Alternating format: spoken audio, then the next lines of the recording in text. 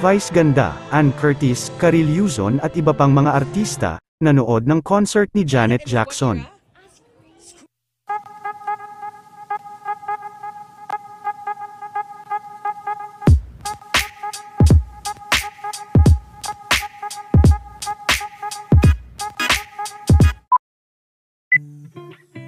Sa naganap na Together Again concert ni Miss Janet Jackson sa Araneta Coliseum kanina, ay kabilang nga sa mga nanood, ang Showtime host na si Vice, na mismong nasa harapan ni Miss Janet Jackson ang naging upuan nila sa nasabing concert.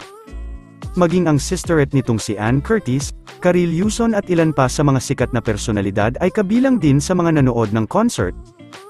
Nakasama din ni Vice sa panunood sila Dr. Rebelo at ilan sa kaibigan nito.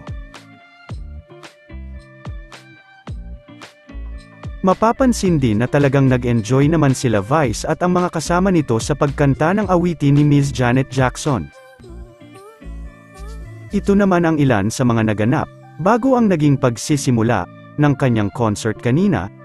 Nakapagkulitan din sina Ann, Karil, Isa Calzado at Miss Garlic. Okay, another Janet in her what era? 90s and Janet in her what era?